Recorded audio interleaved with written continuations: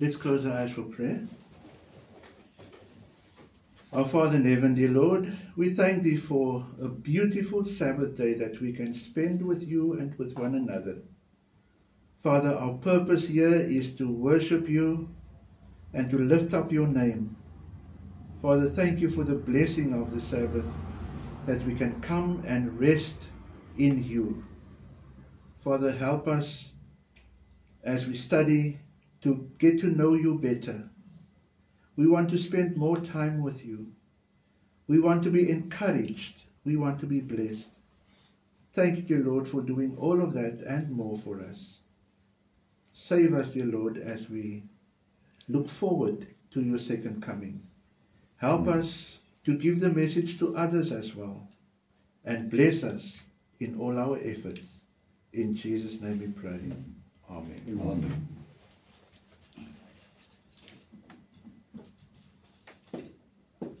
We had our communion last week,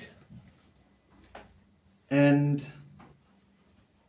I'm a bit sad that not all of us, talking about the whole church community of Melkbos, could take part in it because of certain reasons. But I'm glad that we can talk about it still and reminiscing about it. And this is as a leader, I need to talk about certain things concerning our salvation and what we are doing in our worship services and how we're doing it. Because why do you get so many denominations in this world? That you can answer for yourself. But why did you choose to come to a community where we use the Bible to uplift the name of Christ? Why are we doing that? Our memory text comes from 1 Corinthians 11, verse 26. It talks about communion, the Holy Communion. And it says, "For whenever you eat this bread and drink this cup, you proclaim the Lord's death until He comes." Now, why did I choose to talk about communion when it's not communion? I believe that we can talk about anything from the Word of God at any time, as long as the purpose is to lift up the name of Christ. The bread and the drink. Last week we had a little bit of a difference, which could be upsetting to some, or because it was different only. Not because of the way we did it. We had the bread and the wine together as of per tradition, and the way you usually do it is that we have the bread first, pray on it, and then partake in the bread. And then afterwards, after contemplating a few things in our own lives, we are offered the wine, and then we partake of the wine, contemplating again the blood of Christ that flowed on the cross of Calvary for your sins and for mine. Now, we have the custom of washing feet as well. Now, washing feet, or washing, is a very, very, very personal thing, isn't it? Because when you're washing, Brother Carl, you're naked. You open yourself up to scrutiny. And when I hear Adventists talk, I listen to them, especially the ladies. You know, the toenails must be clipped, or must have a pedicure, and all of these things. And the hair on the leg must be shaven. It's important. Yeah. Because you are opening up yourself, your very being, to other people. How many people do you allow to touch your feet? None. How many people do you allow to touch you?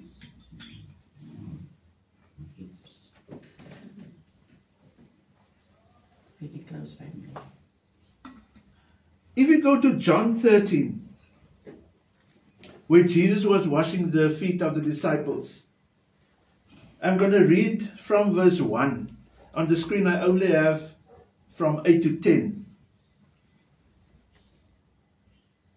Now before the feast of the Passover, when Jesus knew that his hour was come, that he should depart out of this world unto the Father, having loved his own which were in the world, he loved them unto the end. And supper being ended, the devil having now put into the heart of Judas Iscariot, Simon's son, to betray him, Jesus, knowing that the Father had given all things into his hands, and that he was come from God, and went to God, he riseth from supper, and laid aside his garments, and took a towel, and girded himself. After that he poured water into a basin, and began to wash the disciples' feet, and to wipe them with the towel wherewith was girded.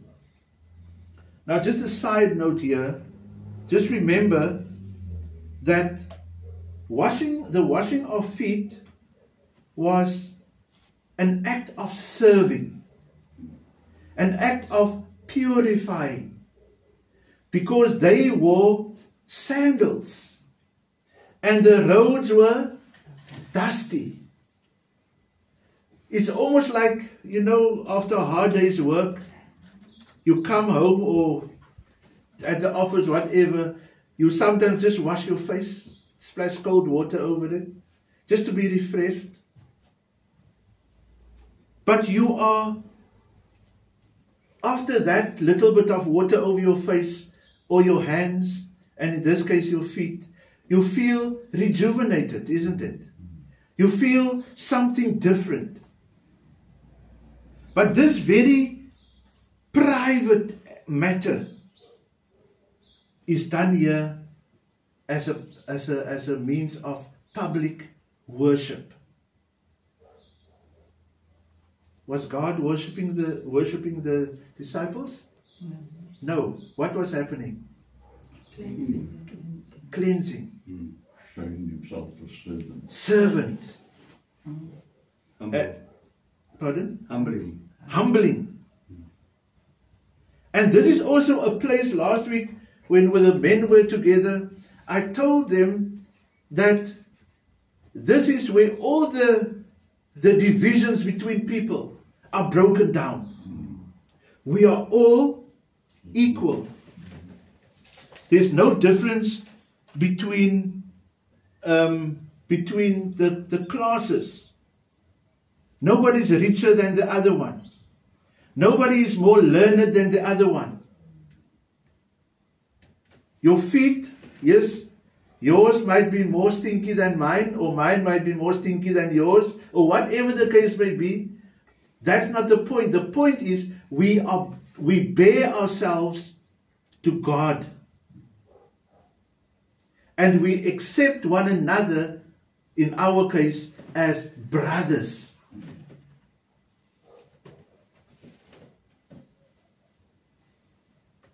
When you go to communion services, many times people choose Whose feet am I going to wash? And then you choose somebody's feet that more or less in the same line as yours. And we shouldn't do that. But Jesus wants us to have a deeper cleansing. All pride from each person is removed. All variance, differences are removed. Strive for supremacy. I think that is the thing that people are, that's our life's goal. Supremacy. How many times did you wish or did you aspire to a promotion at work, for instance? Not because you want to be better than others, but you want to be the leader. You want to direct things according to your will, if possible. Life in this world is about supremacy over the others. Rewards. And the foot washing ceremony brings that down. Let me continue. Then, verse 6, Then cometh he to Simon Peter, and Peter saith unto him, Lord, dost thou wash my feet? And Jesus answered and said unto him, What I do, thou knowest not now, but thou shalt know hereafter. How many times have we embarked into a certain ways, and we don't know how this thing is going to play out? And Jesus tells him, you don't know how this thing is going to play out, but you will realize it afterwards. And then verse 8 continues. I'm reading now from the New International Version. No, said Peter, you shall never wash my feet. And Jesus said, unless I wash you, you have no part of me. Isn't that too harsh? Unless I wash you, you have no part with me. Meaning, I cannot connect with you. You cannot connect with me because there's still that barrier between us. Yes. You need to open up, allow me to go into, to lay you bare. So that you can search your heart. This is God speaking here. Search your heart. So that I can come into you. You will have no part with me. Verse 9. Then, Lord, Simon Peter replied, not just my feet, but my hands and my head as well. Shower me. The water must go everywhere. And you must apply the water, God. And Jesus said, those who have had a bath need only to wash their feet.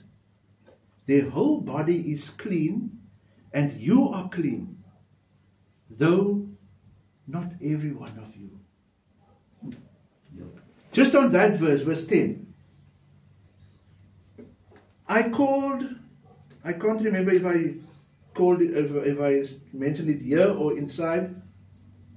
But I said the foot washing and the Holy Communion is like a mini baptism.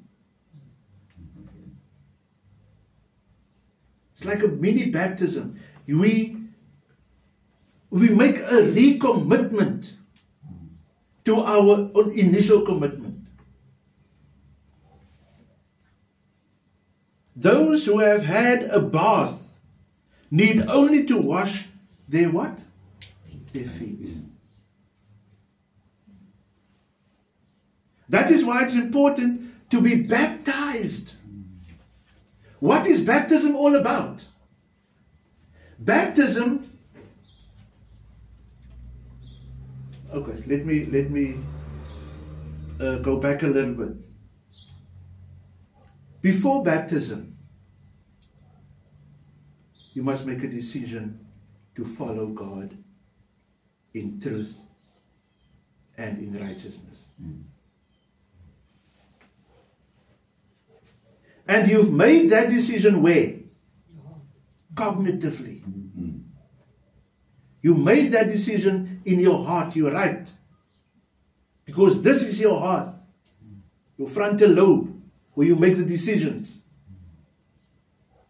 And if you have made that decision, Brother Arthur, you said earlier, and I took note of that, you said earlier, well, I'm not in the church, I'm not really part of, that type of lingo that you used. I want to tell you that if you have made that decision in your heart, in your mind, in this frontal lobe, you have made a decision for God and you were baptized with the Holy Spirit. I can give you that assurance. That is what the Seventh Adventist faith believes. The moment that you go through the watery grave, that is a public showing, a public acknowledgement, where you tell the whole world, I was walking this way, but now I have changed direction. I'm walking in the opposite way to where God is truly. And I believe that this way is the best way. This way is the right way. You cannot go through the baptismal font if you haven't made that decision. But that decision isn't enough. You have to have proof that you are really following God. So when we study with a person, and that person gives his heart to Jesus, and he made up his mind, as we call it in layman terms, but you have given your life to Christ, you were baptized with the Holy Spirit, you have made that decision in your frontal lobe, in your conscience, then it needs to follow with what? Obeying the word of God. Amen. You cannot just follow. You cannot just have faith. You have to obey what you are believing. And when, for instance, I come to brother or sister X that I studied with, and after I've studied with him, I call pastor and say, Pastor, I think this person is right for baptism. The first thing that pastor will ask me, trust me, that I would have gone through the lessons with him or with her. But the next thing is, does that person show, is that person showing and living a life according to the gospel? Because you cannot go through the baptismal waters if you are still, not obeying. You're just doing what you were used to doing all the time before you were converted. Then you're not really converted. Converted means you turning to the total opposite side, 180 degrees, and go the other way. I remember when I was, before I was baptized, I was in administration of the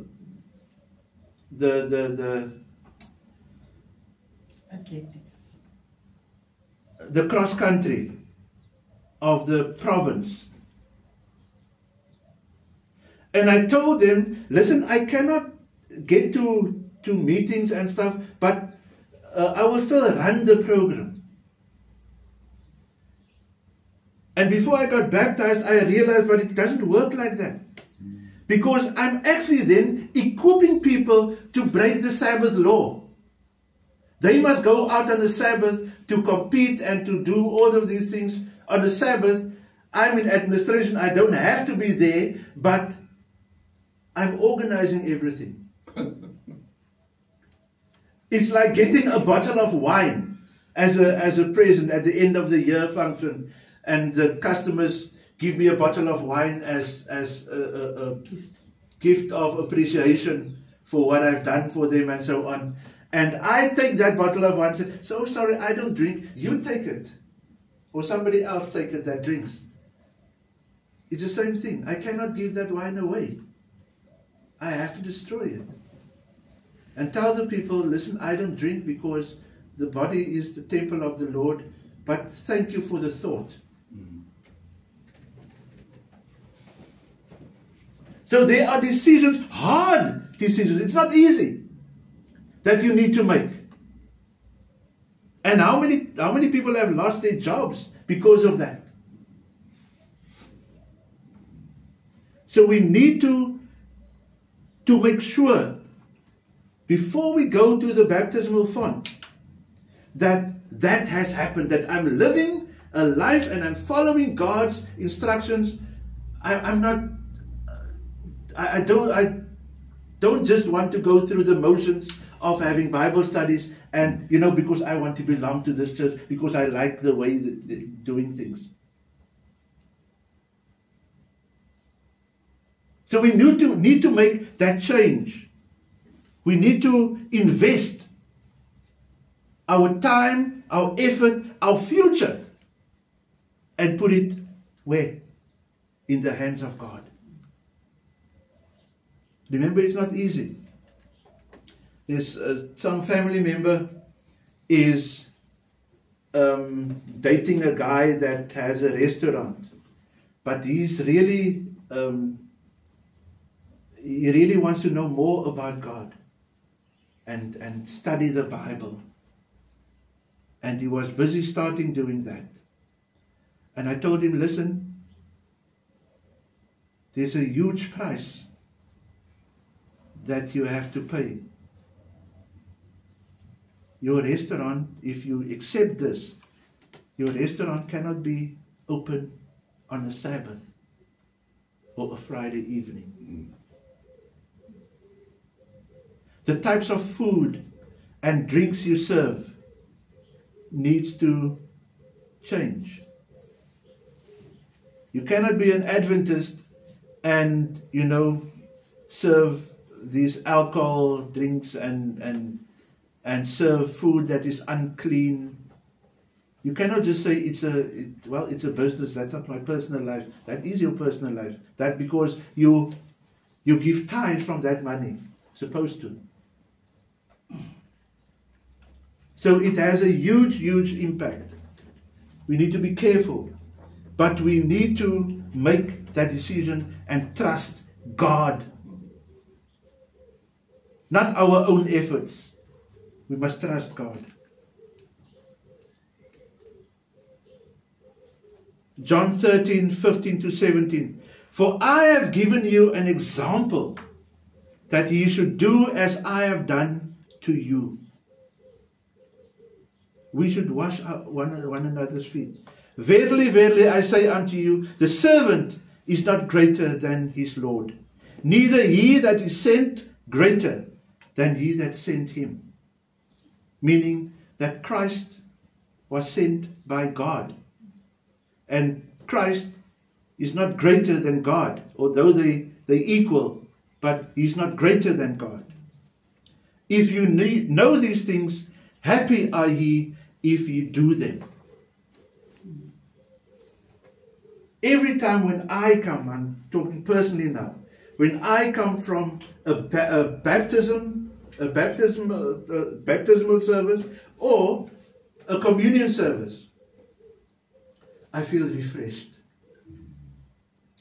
There may have things, when time goes on, after you've been baptized or after you had communion, you tend to lose the plot a little bit sometimes. And the Holy Communion or the baptism just brings you back into realization that me personally, have made that commitment to God. And I need to come back. And I need to repent. And it's not a strange thing. Because all have sinned and fall short of the glory of God. Everybody. Doesn't matter if you're a pastor, if you're the president, if you whoever you are or may be. All have sinned and fall short of the glory of God. So this washing of feet changed from a common custom where they had to wash one another's feet, or the servant had to wash the people's feet that come from the road, to a sacred ordinance. It's not just a thing that happened willy-nilly. We think about the humbleness, is there such a word? The humbleness that Jesus took on. My Creator washed people's feet. And therefore it's not strange to listen to Peter when he says, Lord, you can't wash my feet.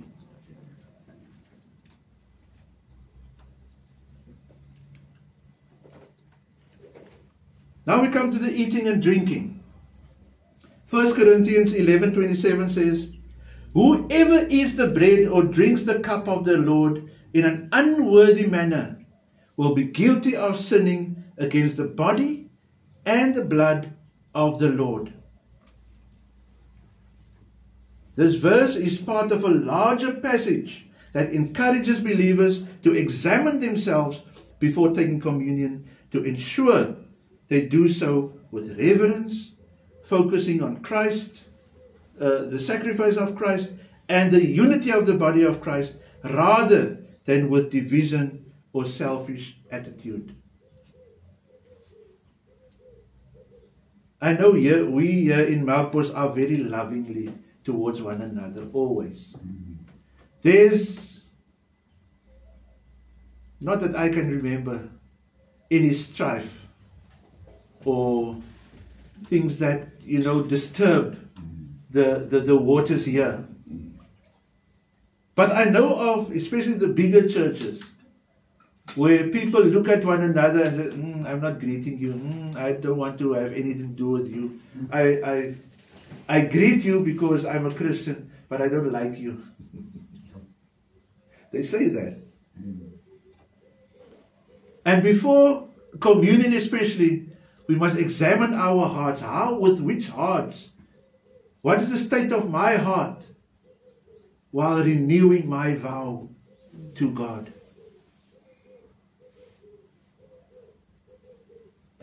If God looks at me, sure, I wouldn't even want to be friends with myself. But God loves me. There was a song in the few years back, if you will be what? So, well, I know there was actually the song is opposite. You would love me too. Oh yeah, the opposite. Anyway, but people need to come into a good relationship with one another. If I have to go to you to say, brother, I know I have this thoughts of you and it's not right, I ask your forgiveness. Or I said this, or I did this, or whatever, I ask your forgiveness. But come to into a right relationship with your brother or sister, so that you can come and stand pure before God, so that He can cleanse you.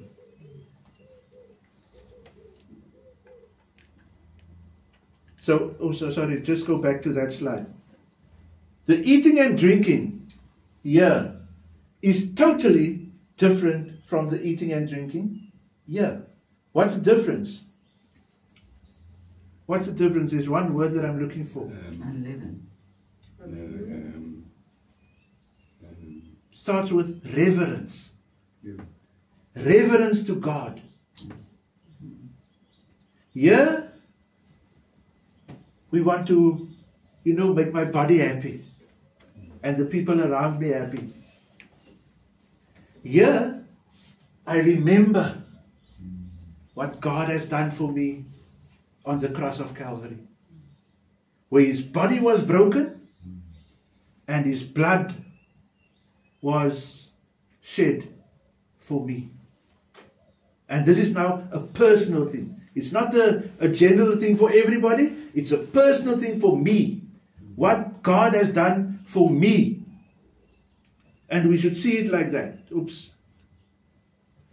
The unleavened bread and unfermented wine represents the unblemished sacrifice of Christ, who never sinned.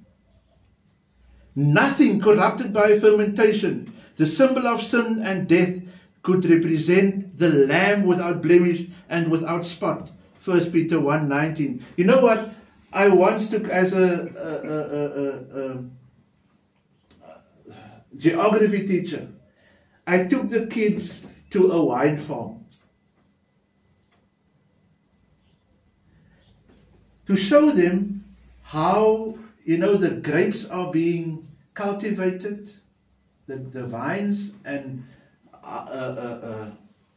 how it's being processed afterwards into grape juice. And then the ugly process starts, where the wine is made. The fermentation takes place. It's not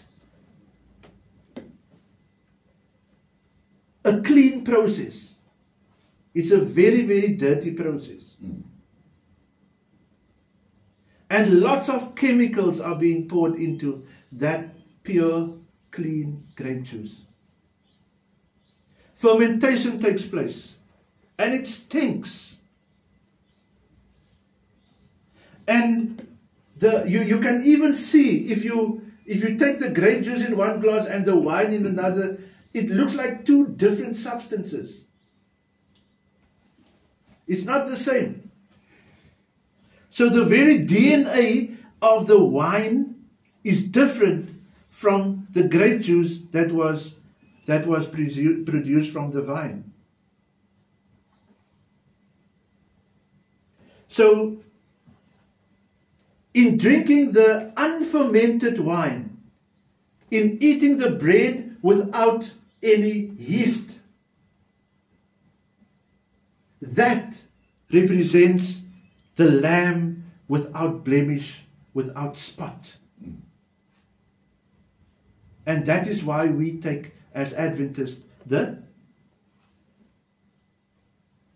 grape juice and the unleavened bread as the representatives of God's body, And blood. broken body, and his blood.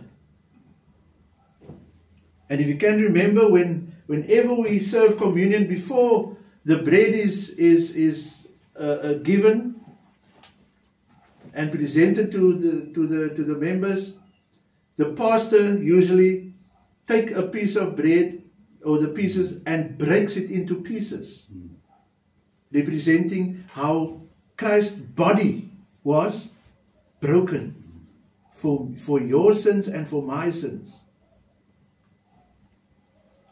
By partaking, we are imagining joining in the scene of communion in the upper room. Remember, this was just before Christ was being delivered to die on the cross. We witnessed the struggles that Christ endured for you and for me. That struggle where he sweat blood because he knew what he has to go through. And it was not only the physical pain, but that heavy burden of everybody that ever lived, of all of their sins, was upon his shoulders. And that is why the blood came out of his pores as sweat. Just so that you and I can be saved. And then we take it so lightly many times. Many times, many people that is being baptized come out of the baptismal font just as wet sinners. Don't get me wrong, we still all are sinners. But we are saved by grace. And realizing that from now on, whenever I sin knowingly or unknowingly, I can go back to God and ask for forgiveness while meaning it.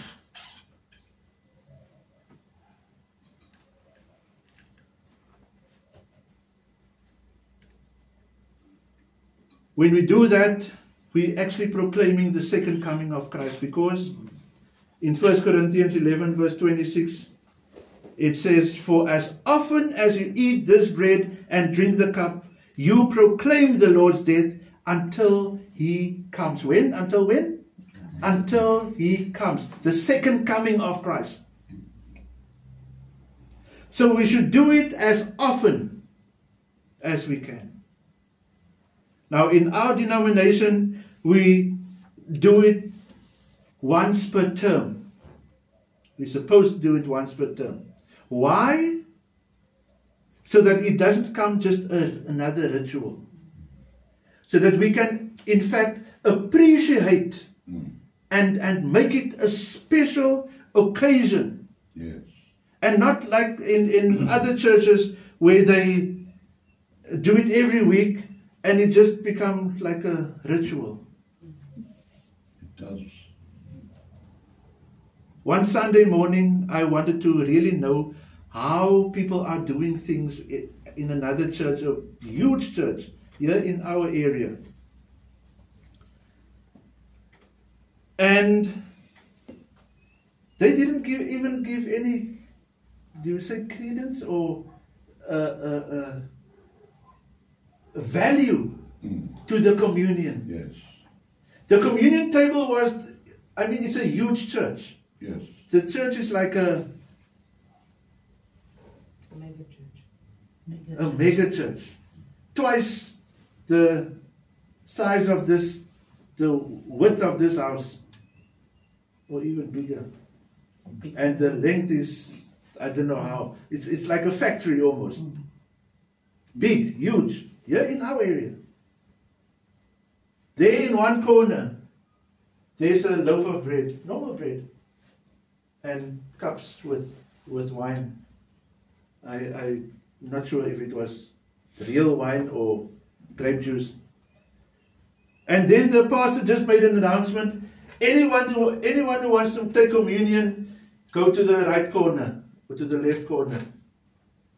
And then people just went and took their bread and their wine and they had it, and then they went back to their seats. No, So it's a different world out there. Yes, brother. No understanding. No understanding. And that is the point that I wanted to make. No understanding, no thinking about, where people are being brought into that holy moment, holy place, Reverence. where I can just be with God, remembering what He has done for me personally.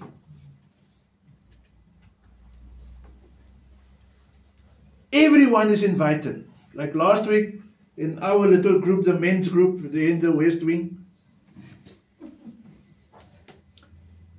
I said, everyone is invited. If you understand what it is all about, that Christ died for you on the cross of Calvary, and you accept His promise, the gift of life, then you are invited to take part. Ephesians 2:8-9 says, "For it is by grace you have been saved, through faith. And this is not from yourselves. It's the gift of God, not by works, so that no one can boast." You have done nothing. I have done nothing to deserve God's love, to deserve His grace. But I have been saved. There was nothing I could give, I could do. God just loved me. Period. You have been called. I have been called. You have been called. I saw something on Facebook the other day where it said God called Abraham, God called Moses, God called all the other patriarchs in the Bible. But you chose God. Yeah. You chose God. God chose me. And I made that decision by myself. I wasn't forced. I chose God and I want to follow Him. I want to do His will. I want to. And I ask God to give me the courage, the strength to follow up in my wants. To follow up in the faith that I want to practice. And that faith is not a faith of the church. That faith is the faith of the Bible. I'm saying this very carefully. Because the Adventist church, I believe, follow the doctrines of the Bible. But there may be some in the Adventist church that may have other, not ideas, but understandings, or the way they want to make it work. Yes. Is to benefit the church, the organization, or themselves, or whatever the case may be. But I'm in it, personally me, I'm in it for what the Bible says.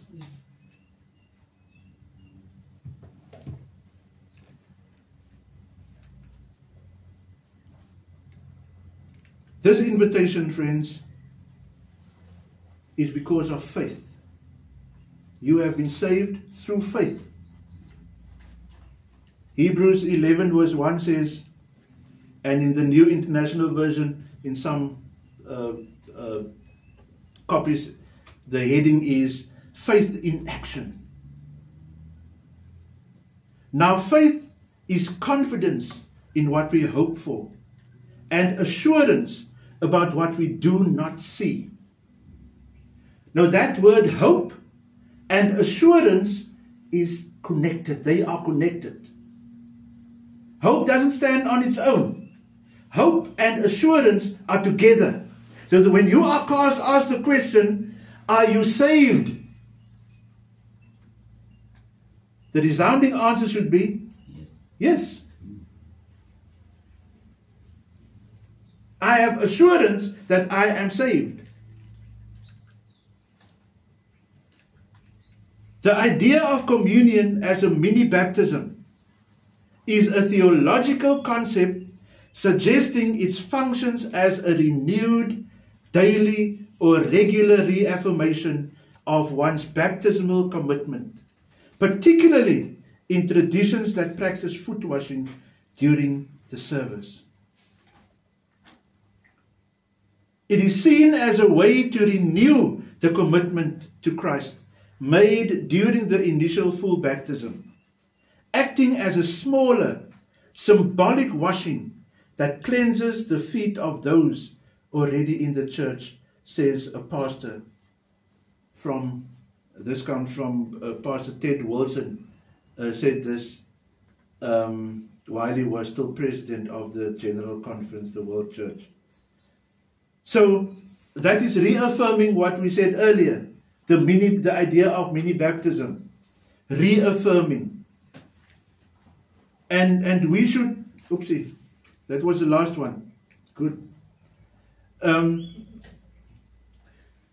No, I just thought there was another thing, but it was on the previous presentation that I had.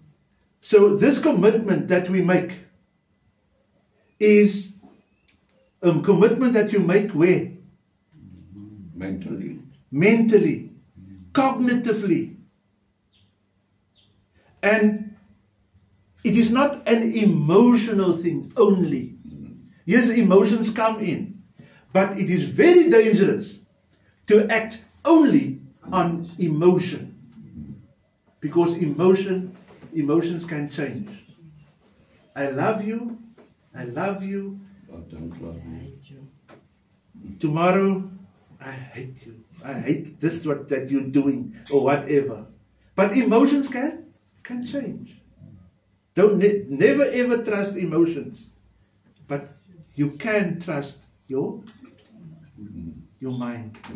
If you've made that decision, like for instance, many moons ago, I can't remember how long ago, I watched a TV program that says to eat animal products and animals' flesh is very bad for you.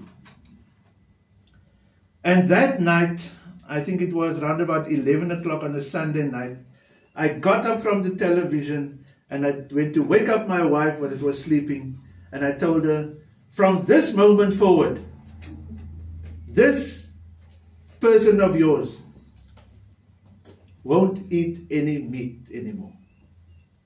And I made that hard decision. Where was that decision made? Here. And now you must urge your body and your lusts and everything that's within you to contain everything that's happening to you in that narrow margin of not buying meat, of not attending braais.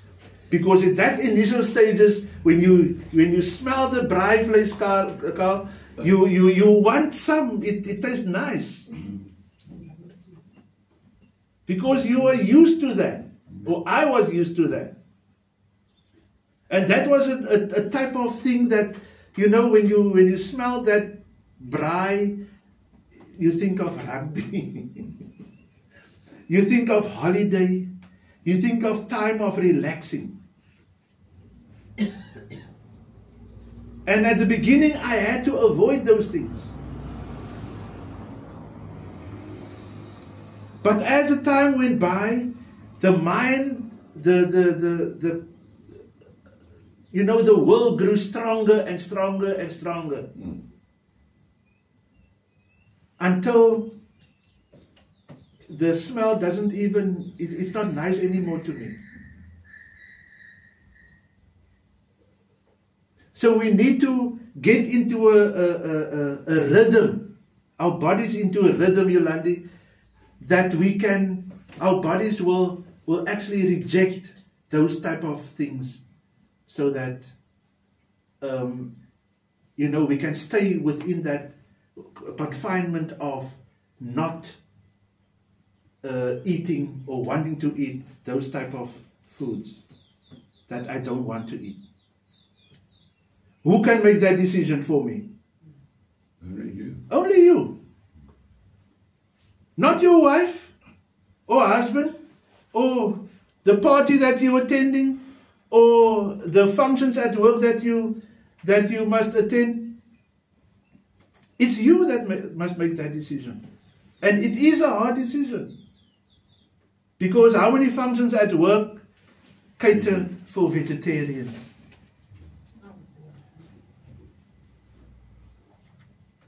Or vegans? You're always the odd one out.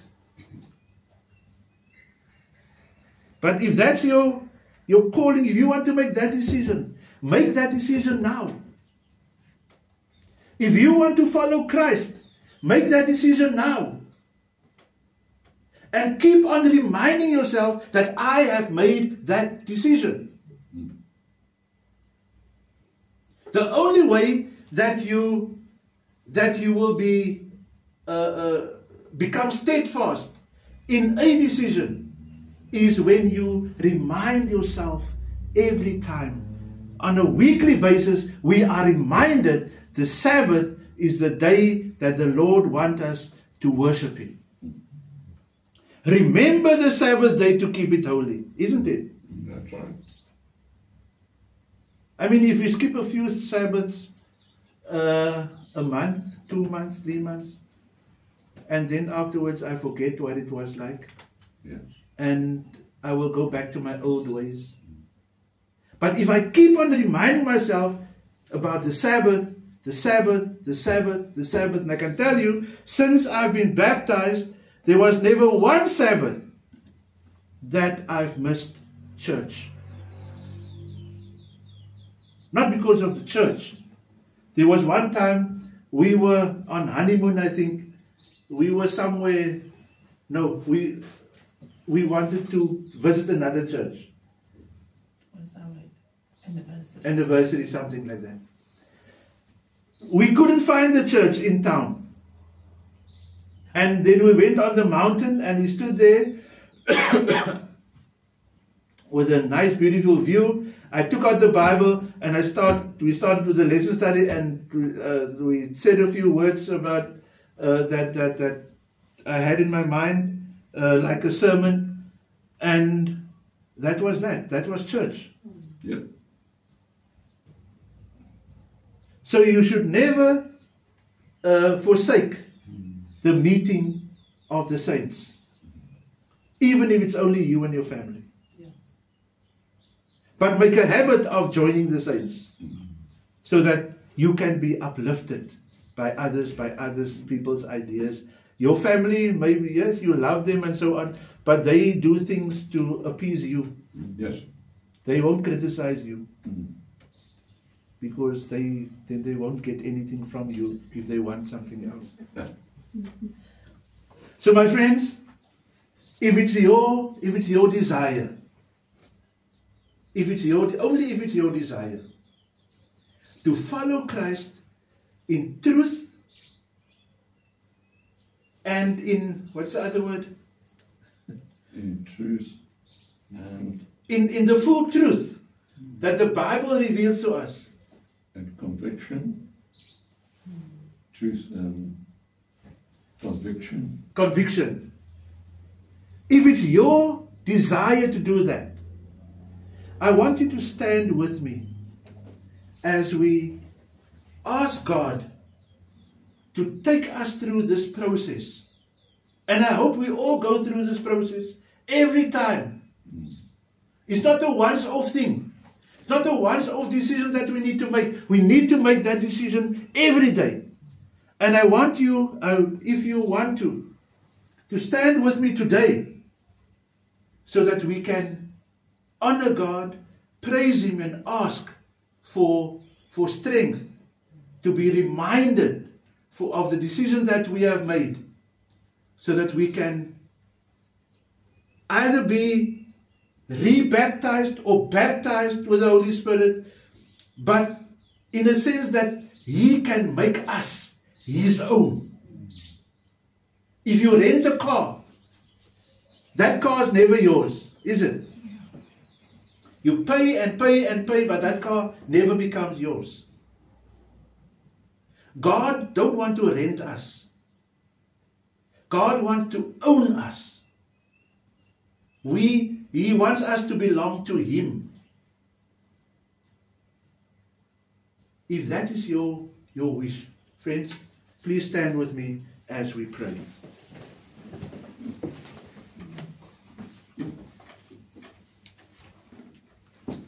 Our Father in heaven, dear Lord, thank you for the message and conviction that you give us, dear Lord, as we look at committing our lives to you once again. Father, we had communion. We may have been baptized. But Father, we need to make that commitment each and every day. We pray, dear Lord, that Thou will come into each and every one of our hearts. Make a change, Father. Put your Spirit within us, so that when difficult decisions come, that we will always choose you. Thank you, Lord, for the opportunity that you give us to make that commitment. Help us, dear Lord, to stay faithful to you. Help us to study thy word deeper, so that we can know your character better. Father, we know that you love us.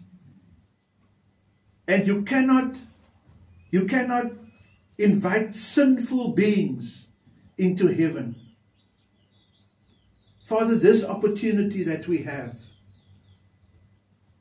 to be saved by your grace, Father, we want to take that with both our hands and with everything that we have. Help us, dear Lord, to stay with that commitment. Strengthen us, Father. Strengthen our families. Help the church family to support, that we can study more and that we can come into full conviction of every area of the doctrine that you have put before us. Bless us, Father, as we worship you. Bless us as we walk the road to the cross of Calvary with you, so that we can have everlasting life, so that we can be with you when you come on the clouds of heaven. Thank you, dear Lord, for the decisions made. Thank you for the commitments that has been showed here. And we pray, Father, that we will stay faithful to you until you come on the clouds of heaven and beyond. Thank you for your love. Thank you for your grace. And thank you for your mercy. In Jesus' name we pray. Amen. Amen.